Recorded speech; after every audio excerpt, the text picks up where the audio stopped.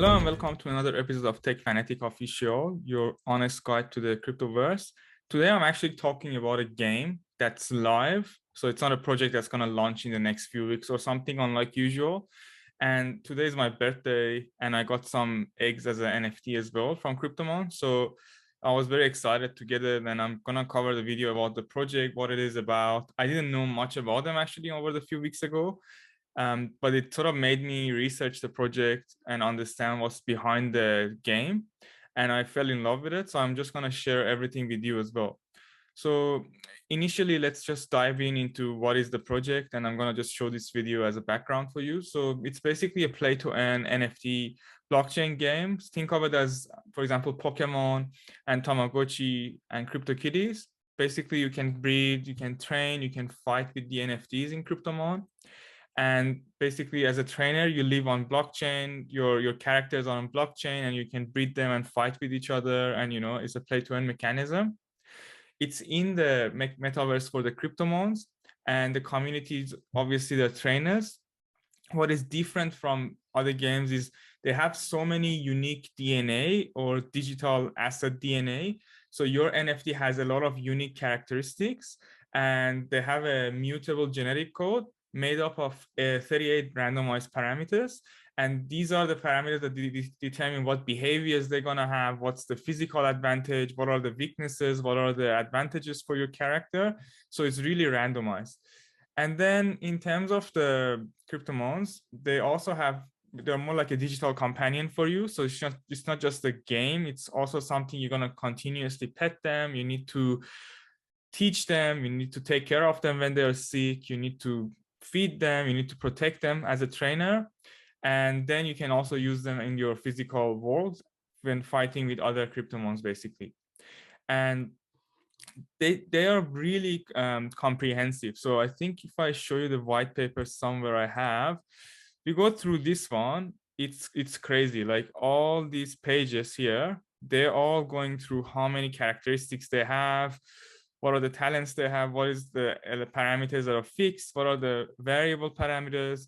For example, what is the situation if you want to feed them, what sort of food you can give them, what's the potions you can give them. So many characteristics. What about if you want to take care of them, what's better to give them, you know, comb, toothbrush.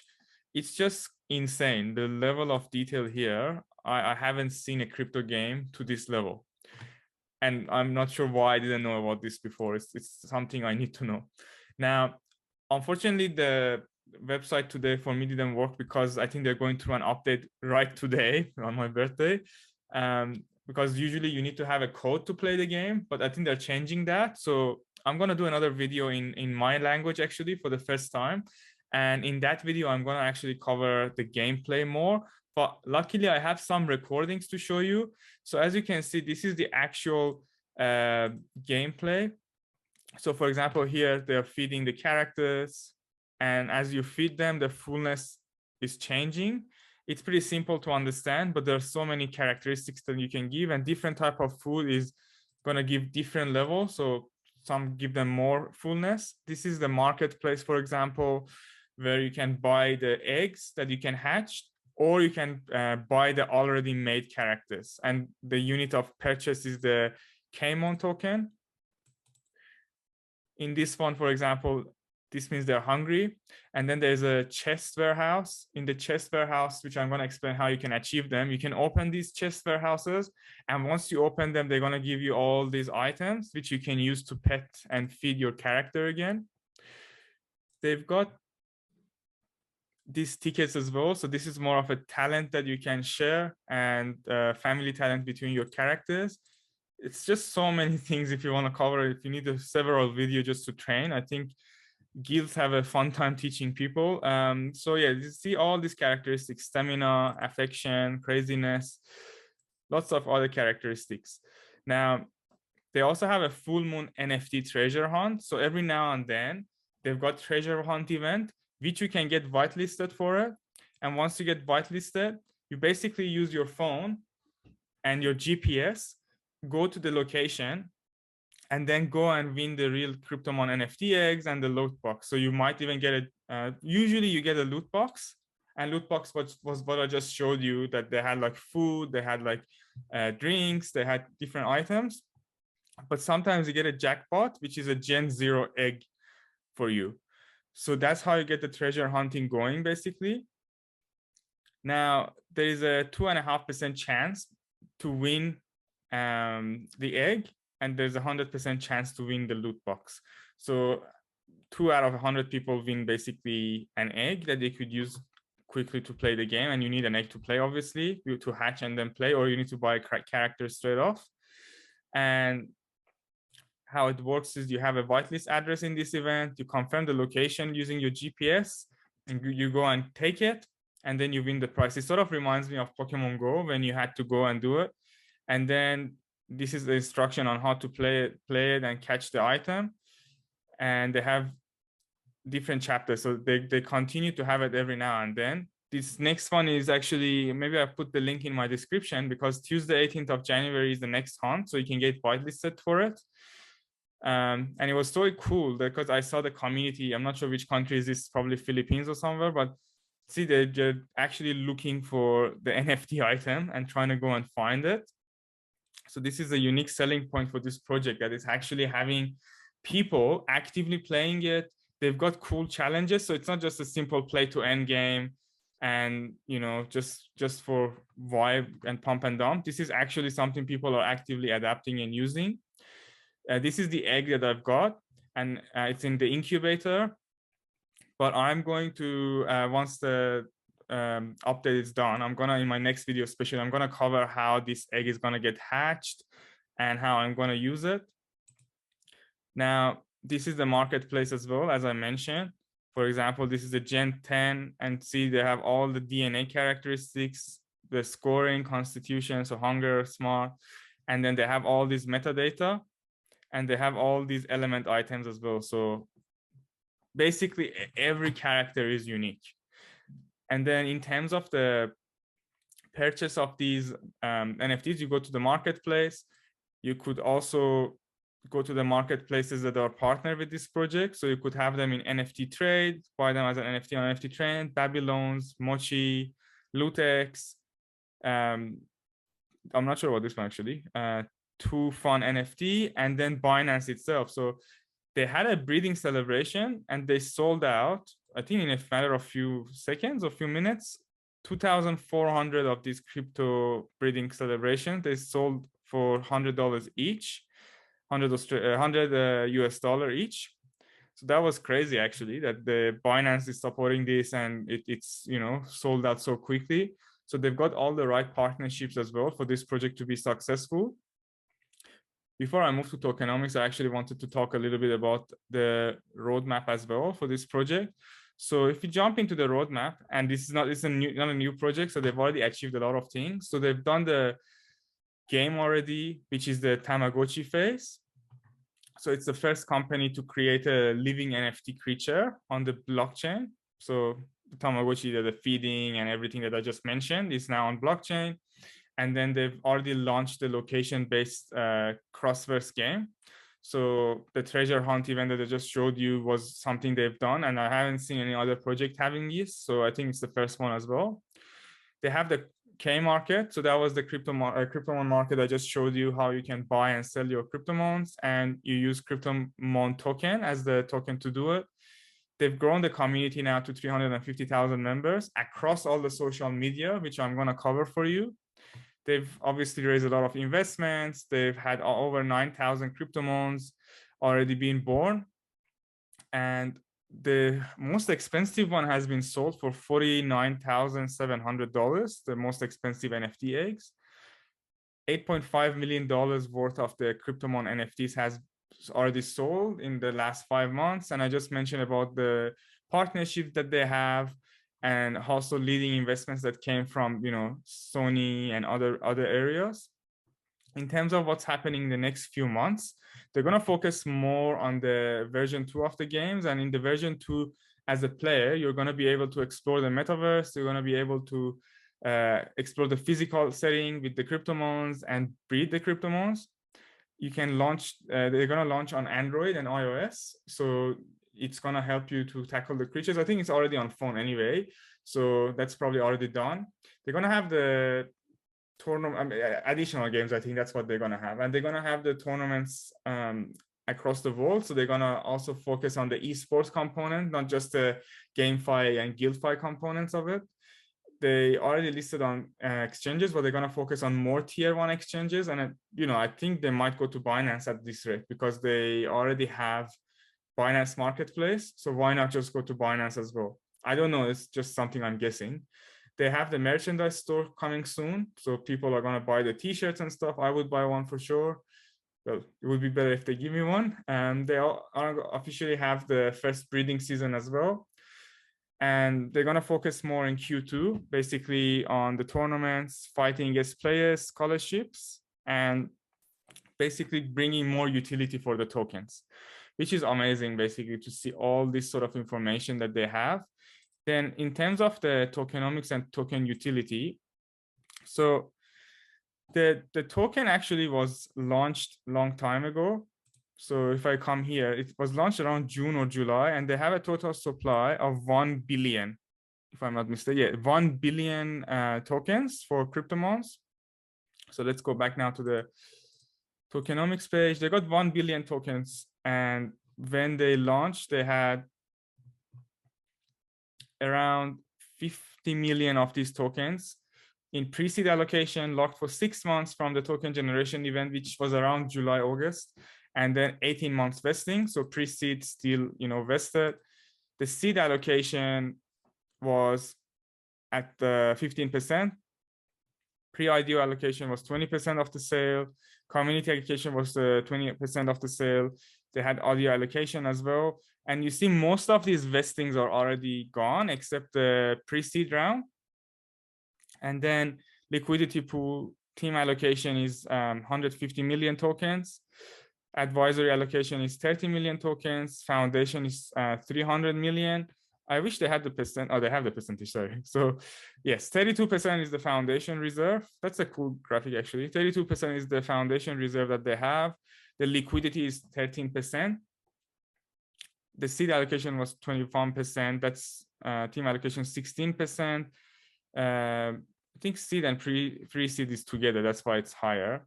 So private sale and seed, basically. So that's more of a private sale. Pre-IDO 5.4, IDO 5.4. So they focus on actually releasing a lot of tokens in the beginning, so they can have a lot of people playing the game. That's a cool strategy.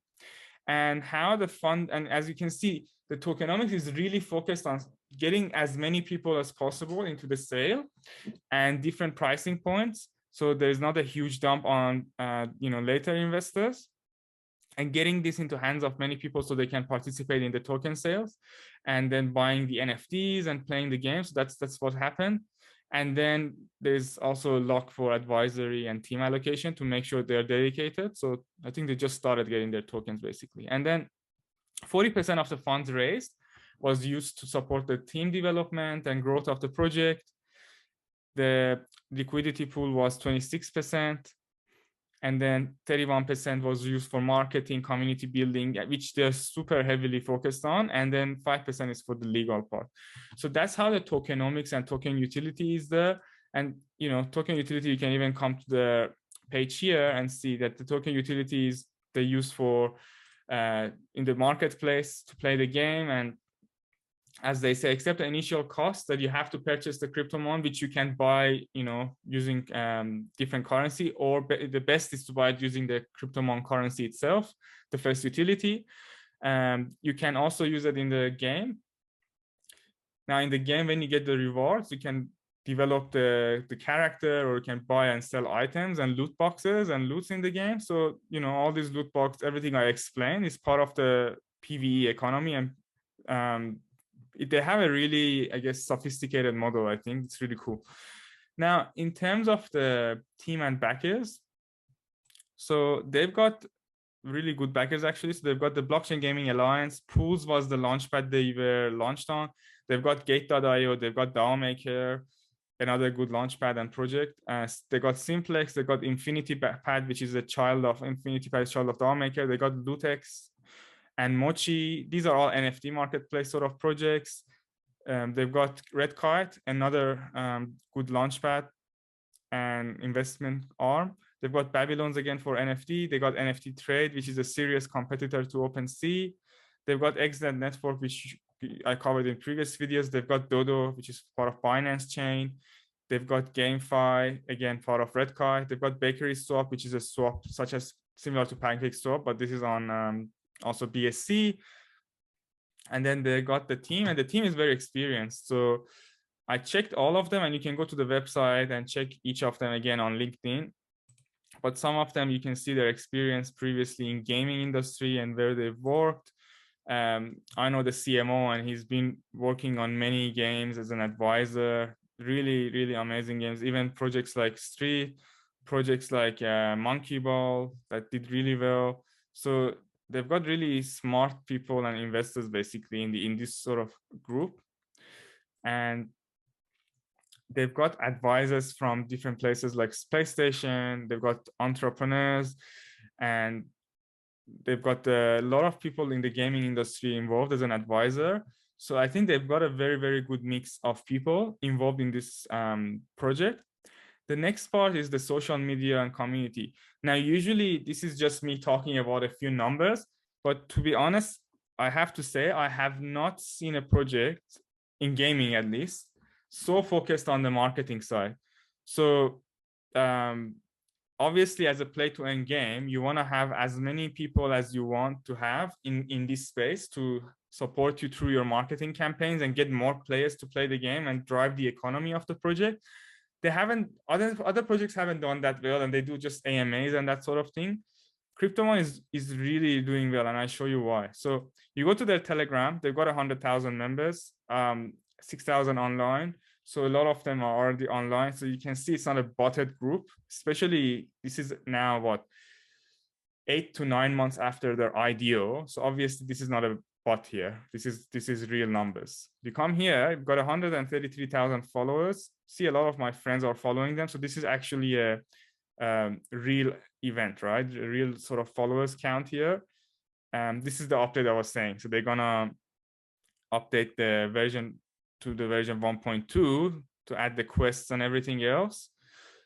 And you see the news is very active here as well. They've got different things happening. So that's why, and they also have, you know, like trading competitions and things like that. So that's why they're really active in this social. 60,000 people in Discord. This is the one I really like. So they even have airdrops. So for the game, they had an airdrop, and you have community. I see you got like Italian, Filipino, Russian, Bengali from Bangladesh, Portuguese, Chinese, you know, all these nations, especially high population.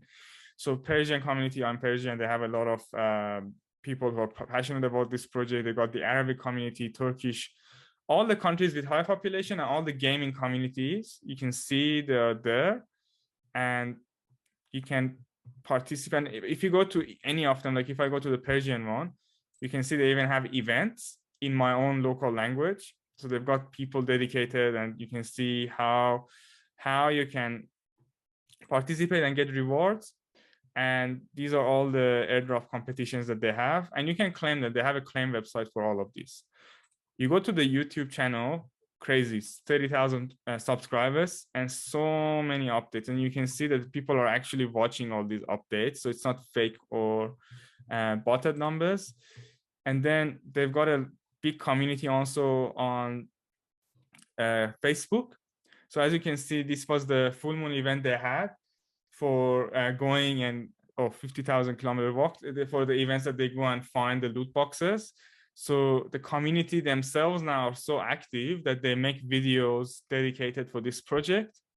Again, very interesting to see, because I haven't seen this. And this is, I think, real example of how a play to earn game would work. Like this is an example of how you want it to be. If I have to give you a live example, this is it. Then they've got a really professional, you know, press kit, even for influencers. So you see the package is here. They've got all the contract address. Everything is in one place. You have the social links. You have the plans that they have. They have all the breeding questions, breeding requirements. It's basically, it's crazy. I have not seen such a project in gaming. Anyway, they've also listed on Gate.io. I think that's recent actually. No, they've listed 3-4 months ago, but yeah, they've listed on gate.io as well. And they're gonna list on more exchanges. Again, I don't know if Binance is true or not. I'm just thinking it's possible. Now, in terms of the pricing and market sentiment, so when they launched, if I have the token price, I don't know when they launched and what was their pricing, but let's assume the public sale price was IDO was 0.06, right? At 0.06, it went all the way up to 15x. And then over the next few months, the price dropped actually. And I think this is because, you know, the seed and pre-seed investors started to get access. So the price dropped to 0.03, which is still, let's say 5x for the public IDO and 10x for the pre-seed investors. So they were sitting on 10x for, let's say 2-3 months, and then they jumped a lot. Probably they had a lot of good news or something happening that the price increased significantly. So you would have made a fair bit of money if you invested during this period. And then when the drop happened in crypto, obviously like other GameFi projects, this dropped. But the floor price, again, you can see the floor price is the same. It's the 0.03, which is, again, the same price that's 5x from public and 10x from the prior seed investors. And then now you can see it's coming back up, and it's sort of stabilizing between around 6 cents. And right now the price is fluctuating between 7.5 to 8 cents. But let's say in the last 7 days, an average price of 6 cents, average price of 6 cents is fair. So you can see that even though a lot of the private sale tokens are already out and people have been selling, the market cap is now pretty good, 14 million for a play to earn. I would say it's one of the top ones, and the fully diluted market cap is 76 million. So it's not high, and the tokens are already out. If you go to coin market cap, and then if you can select the categories of play to earn, let's see. You see gaming. I'm not sure if they're gonna put the play to earn here, but you would, and you can do this search yourself, but you could see Kryptomon probably somewhere here listed. Again, because they have different factors that they take into account when they calculate in coin market cap, it might not be here. What you're seeing is going to be somewhere around here. And it is a pretty decent market cap to have for the project that's launched as a play to earn, because I see the most play to earns don't have a plan. They don't know what they're doing, and the price goes really low. But this one is actually having the adaption. So at the moment sitting at 14 to 15, it's fluctuating a lot today actually, 14 to 15 million. But yeah, I would, if there is a small dip to 5 cents, I would definitely grab some of it, because I don't think it's going to go much lower, especially the market is doing well. And considering the bottom of it has been 3 cents historically. So this was an example of a play to earn game that I really enjoy, and I'm looking forward to play it. I'm going to make another video over the weekend. It's going to be my first video in Persian. So first of all, please make sure you like and subscribe this video, put comments. I'm going to put the links to this project, to the whitelisting event I just mentioned to you on the description for this project.